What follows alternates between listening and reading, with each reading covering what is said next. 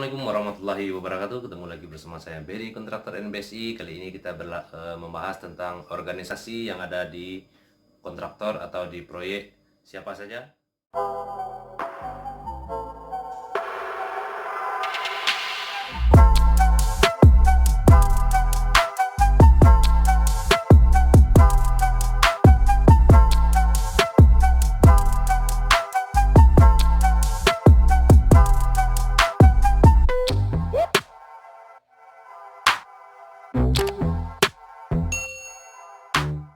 Kalau seandainya di proyek ada semacam struktur organisasi atau orang-orang yang mempunyai jabatan khusus dan pekerjaan khusus di proyek tersebut sampai proyek itu selesai. Yang paling tinggi kalau seandainya kita bicara di struktur organisasi di proyek itu adalah project manager. Tapi kalau seandainya nanti akan dibawa ke pusatnya atau ke perusahaan, itu akan ada yang lebih tinggi lagi, ada GM-nya, ada direkturnya, ada komisarisnya itu. Jadi kalau seandainya kita bicara di sekitaran proyek, itu yang paling tinggi di proyek itu adalah project manager. Jadi project manager itu beliau ini yang memastikan semua divisi berjalan sesuai dengan tanggung jawab dan fungsi yang mereka masing-masing, merupakan kelancaran proyek baik dari pelaksanaan maupun administrasi, dan dialah istilahnya yang memonitor, artinya yang sebagai mentor dari proyek itu sendiri, mulai dari proyeknya berlangsung hingga proyek itu selesai. Jabatan tertinggi sesuai dengan tanggung jawab pula yang tinggi gitu loh. Jadi maksudnya si project manager inilah yang berkuasa dalam arti yang memandori atau yang ketuanya lah di bagian proyek tersebut, dan dialah yang memberi keputusan apa proyek ini berjalan baik dengan berjalan baik dan yang benar. Sukses dan tidak suksesnya selain dari tim atau regu di proyek tersebut, semua keputusan juga diambil dari project manager itu sendiri. Tugasnya juga berisiko yang mengomandoi semua proyek itu hingga selesai, baik itu di pemerintahan maupun di swasta. Project manager itu pasti ada gitu loh. Terus di bawahnya project manager terkadang tergantung dari perusahaannya juga. Cuma secara umum biasanya ada set manajernya. Set manajernya terkadang di bagian BUMN ada terbagi beberapa bagian. Ada set engineering manager yang berurusan semua dari sistem engineeringnya. Ada set operational manager yang berurusan dengan operasional di lapangan, dan set administrasi manager yang berhubungan dengan administrasi. Jadi kita bicara dengan set manager tadi, beliaulah yang bertanggung jawab apapun itu, kayak set engineering manager itu apapun yang berhubungan, baik itu secara metode, shop drawing, gambar kerja, kemudian dianalisiskan dengan kondisi lapangan. Artinya di beberapa proyek besar SE ini dibagi menjadi 3, ada yang arsitek, ada struktur, dan ada mechanical, electrical, plumbing, yang dikepalai dengan set engineering manager itu tadi, dan beranggotakan terbagi dari 3 tadi, kayak si arsiteknya, sipilnya dalam arti konstruksi, struktur, dan electrical. Jadi dia itulah yang mempunyai tugas menentukan detail pekerjaan berdasarkan gambar tender gitu loh. Terus yang di bagian administrasi juga sama, yang berurusan kayak GA-nya, kayak POP-nya, itulah yang berhubungan dengan yang tersebut. Tapi kita lebih ke mengerucut lagi, istilahnya tidak usah kita berbahas yang terlalu banyak, sebab kalau menurut saya dengan orang-orang yang saya sebutkan barusan ini sudah bisa menghandle yang namanya proyek itu selesai sesuai rencana dan target gitu loh. Terus yang namanya ada lagi QS. QS itu artinya quantity surveyor. Beliaulah yang bertanggung jawab masalah kualitas bangunan yang dibangun di lapangan. Baik itu mutunya, baik itu kerapiannya, baik itu kebersihannya, sesuai dengan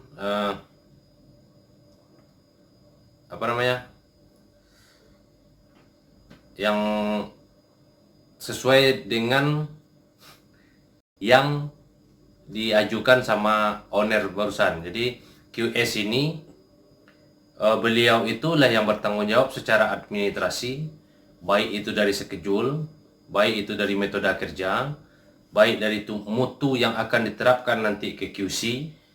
Dialah yang bertanggung jawab nantinya sampai dengan pembayaran, baik itu termin, baik itu pengurusan keuangan proyek lah. Kalau saya di PP dulu namanya ada POP, di bawah itu ada juga QS. Jadi yang mengatur semua cash flow dari proyek tersebut, penagihan ke owner maupun pembayaran mandor dan subkon. Itulah fungsinya QS tadi. Terus setara dengan QS itu adalah namanya quantity control. Mungkin tadi saya ada sedikit keliru. Quantity control ini adalah beliau yang bertanggung jawab atas mutu pekerjaan, prosedur serta kualitas material yang benar-benar perfect di lapangan. Jadi di lapangan beliau juga yang menekankan para mandor dan subkon untuk melakukan pekerjaan sesuai dengan metode kerja shop drawing yang telah ditentukan. Jika dalam prosedur maupun standar mutu yang diharapkan, QC ini mempunyai wewenang untuk menghentikan pekerjaan kalau seandainya sudah melenceng dari yang direncanakan gitu. Jadi dia yang berhak menentukan mutunya, baik itu kualitasnya dari pekerjaan yang sedang bekerja yang berlangsung di lapangan. Artinya antara QC dengan QS ini perbedaannya lah, QC adalah orang yang bergerak di menentukan mutunya yang di lapangan, QS adalah orang yang bergerak mutunya secara administrasi, baik itu pembayaran, keuangan dan administrasi. Secara teknis dan didampingi sama set administrasi manajer tadi gitu loh. Nah, jadi yang berhubungan secara teknis CQC tadi nanti didampingi yang secara umum dari di bawah naungan SAM tadi, set administrasi manajer. Terus di bawahnya QC-nya tadi adalah yang namanya supervisor atau ya supervisor. Beliaulah yang bertanggung jawab atas kelancaran pengawasan pekerjaan di lapangan, baik itu mengawasi subkon, mandor, dengan menyesuaikan arahan yang benar dari perintah dari set engineering manager tadi. Nah, dialah yang berhak. Supervisor ini juga dibagi menjadi 3 sama seperti engineering tadi. Ada supervisor struktur, arsitek, dan mekanikal. Jadi mereka akan membagi dari atas tugasnya masing-masing, tapi terkadang hanya cukup dengan mewakili satu orang saja mereka udah bisa menguasai semuanya, kecuali proyeknya itu memang luas dan besar, itu mungkin dibagi per area gitu. Terus ada lagi yang namanya drafter. Drafter ini adalah yang membuat soft drawing, yang menggerakkan gambar detail yang akan dikerjakan, nanti akan diserahkan ke supervisor dan diserahkan ke mandor supaya pekerjaan ini selesai tepat waktu. Dan si drafter inilah yang menggambarkan atas izin, dalam arti yang udah disahkan sama engineeringnya tadi. Engineering mengesahkan, tetap minta approvalnya ke manajemen pengawas atau owner itu sendiri. Dan barulah bisa didistribusikan jika udah ada pengesahan setiap lembaran gambar yang diberikan gitu loh. Terus selanjutnya ada yang namanya surveyor. Surveyor ini orang sifatnya atau orang yang mengukur, menentukan skala, dalam arti menerjemahkan apa yang ada di gambar ke lapangan. Itu diukur dengan menggunakan yang namanya surveyor. Surveyor ini biasanya ada shift surveyornya, ada surveyornya, dan asisten surveyornya gitu loh. Terus tambah lagi ada yang namanya logistik, itu yang berurusan dengan material, penbar, penerima barang, ada lagi yang mereka lah yang bertanggung jawab tentang material yang datang, baik dari supplier atau dari gudang, yang dari supplier datang ke gudang, dari gudang untuk mendistribusikan ke mandor-mandor untuk pelaksanaannya. Terus ada lagi nanti itu orang peralatan juga berdampingan dengan logistik. Jadi peralatan ini yang berurusan dengan alat, baik itu alat-alat besar maupun alat-alat kecil serta lampu penerangan. Kalau seandainya proyek itu berlembur sampai malam. Terus yang tidak kalah pentingnya itu adalah HSE, orang yang menentukan atau mengawasi pekerjaan itu secara aman, nyaman serta kesehatan dari eh, para pekerja tersebut. Sebab kalau seandainya pekerjaannya sudah tidak nyaman, apalagi tidak sehat, gimana proyeknya bisa sehat atau bisa lancar sesuai tepat waktu yang telah ditentukan. Nah, itulah beberapa secara pintas saya sebutkan suatu organisasi di suatu proyek. Sebenarnya tergantung dari proyek yang lagi kita kerjakan. Sebab saya setiap kali membuat video ini sebenarnya selalu menerangkan apa secara teori dan berdasarkan pengalaman yang pernah saya lakukan. Dulu waktu saya di BUMN, salah satu BUMN di Batam ini, di sana kita tidak cukup orang, nilai proyeknya ya sekitaran 63 M. Itu cuman ada PM, di bawahnya itu set manager, set administrasi manager, set engineering manager, dan set operational manager. Nah, jadi di bawah set administrasi manager itu cuma satu orang yang mendampingi dia dalam pembayaran, yang mengurus secara administrasi lah gitu kan. Dan di bawah SOM tadi, set operational manager, itu baru ada yang namanya supervisi, supervisinya tadi, supervisornya tadi, arsitek, supervisornya ada 3, tapi 2 sipil atau arsitek, satunya lagi ME kalau etik ya, kalau nggak salah ME. Nah, barulah di bawahnya itu ada surveyor, ada mandor, terus ada logistik dan HSE tadi. Di bawah set engineering manager ini di bawah cuman ada QC, ya bisa dibilang QC lah, sama QS, tapi lebih banyak kita itu berurusan ke QS-nya gitu loh. Sebab penggantian dari QC tadi sudah diwakili sama SOM tadi. Kita lebih fokus ke QC-nya tadi, baik secara backup data, baik secara membuat laporan harian, mingguan, laporan bulanan, sampai termin dan pengurusan invoice gitu loh. Dan di bawah QC, bukan di bawah QC sih, kita menganggapnya lebih setara lah. Itu ada QC, ada 2 orang, drafter waktu itu kita memiliki 3 orang, drafter arsitek, struktur, dan elektrikal gitu loh. Terus kalau saya pindah lagi ke salah satu BUMN juga, itu lebih banyak lagi malahan struktur organisasinya. Jadi saya kemarin itu ada GM yang mengawasi satu paket proyek yang terdiri dari 4 lokasi. Otomatis satu-satu lokasi itu ada PM-nya sendiri-sendiri gitu loh. Iya kalau nggak salah. Bukan, secara global GM yang terdiri dari beberapa paket, dan satu paketnya itu terdiri dari 4 lokasi, itu diawasi sama PM, dan satu lokasi itu dibawahi sama CM, construction manager. Jadi di bawah satu proyek itu lebih banyak personil struktur organisasinya, karena kita berlapis dua. Lapis dua dalam arti seandainya yang satu cuti, ada yang membackup. Jadi ada engineer-nya 2, semuanya serba 2 gitu loh. Jadi waktu di sana itu ada yang di bawah CM. CM ini ada POP, ada project engineer, ada GA, superintendent, ada apalagi itu banyak, hampir elektrikal, supervisor sipil, bukan sipil sih, engineer sipilnya ada 2 kebetulan, ya bisa saya salah satunya. Terus POP-nya akhirnya saya menggantikan si POP tersebut.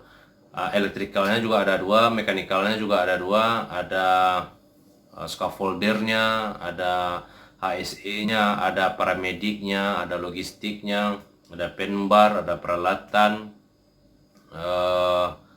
apalagi kemarin tuh hampir 40 orang kami waktu itu dalam satu proyek itu gitu loh. Ada ya GA, ada apa namanya itu, dia semacam penerima barang atau semacam dari bagian logistik, tapi dia lebih ke teknis gitu loh. Lupa saya namanya apa gitu. Nah, jadi itu lebih banyak lagi struktur organisasinya gitu loh. Banyaknya struktur organisasi itu sebenarnya biar lebih fokus ke masing-masing pekerjaan, seandainya proyek itu waktu pelaksanaannya lebih singkat. Contoh, kalau seandainya waktu pelaksanaannya 2 tahun, 3 tahun, 4 tahun, itu nggak apa-apa, kita memiliki personil lebih sedikit. Tapi kalau seandainya proyek besar, waktu pelaksanaannya sedikit, misal proyek besar 400M, 1 T, tapi dalam waktu 6 bulan atau 1 tahun harus selesai, lebih bagusnya kita lebih banyak personil. Jadi artinya seperti kita gotong royong, jika dengan 10 orang jika dalam 1 orang bisa menyelesaikan pekerjaan dalam 10 hari, bagaimana kalau seandainya kita balik dengan 10 orang bisa menyelesaikan pekerjaan dalam 1 hari. Nah, jadi maksud saya seperti itu gitu. Oke, sampai di sini dulu video saya kali ini. Kalau seandainya bagi teman-teman rasanya bermanfaat, silahkan share ke teman-temannya yang lain. Jangan lupa like, komen, dan share. Pastinya subscribe teman-teman itu sangat berarti untuk kemajuan video saya kali ini gitu loh. Sedikit pengumuman atau sebatas informasi, kali ini saya lagi membuka kelas bagaimana caranya menjadi kontraktor handal. Kalau seandainya teman-teman ingin bergabung atau ingin ikut kelas saya ini yang pastinya berbayar, silakan follow IG saya Berry_NBSI. Di sana ada nomor WA saya, silakan hubungi. Sementara saya lebih mengajarkan offline gitu, karena biar lebih bertatap muka langsung. Nanti secara praktek bisa saya turunkan ke proyek-proyek saya yang lagi berjalan. Syukur-syukur kalau seandainya lagi ada proyek, kalau seandainya enggak, ya mungkin kita bisa cari proyek yang lain, dalam arti bukan numpang ke proyek teman saya. Numpang dalam berarti hanya sekalian mendapat ilmunya, bukan berarti kita langsung memegang proyeknya. Kalau seandainya nanti proyek saya sendiri, boleh teman-teman pegang, artinya pegang dalam arti backup gitu loh kan, supaya ilmu yang diajarkan lebih dapat dan lebih cepat menangkapnya. Tapi karena pandemi corona kali ini, saya lebih mengajarkan sementara ini dalam sifatnya online,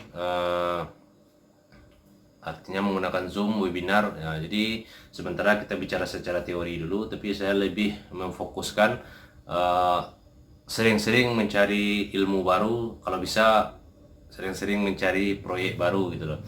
Jadi di sana saya akan mengajarkan bagaimana cara cepat menjadi kontraktor. Tapi teman-teman harus didampingi mencari proyek sendiri juga. Nanti akan saya mentorkan dari sini. Jadi tujuannya itu adalah supaya teman-teman itu bisa memegang proyek sendiri, menghitung proyek sendiri, bahkan mengelola proyek sendiri sampai bisa, jaminannya sampai bisa. Seandainya teman-teman dapat proyek tapi tidak memiliki perusahaan, akan kita gandeng, artinya kerjasama. Seandainya tidak ada modal, akan kita bantu dalam pemodalan, dalam arti nanti bagi hasil, keuntungannya bisa jadi bagi 2 atau persentase. Seperti itu yang saya sampaikan barusan. Jaminan dari belajar cara menjadi kontraktor tersebut.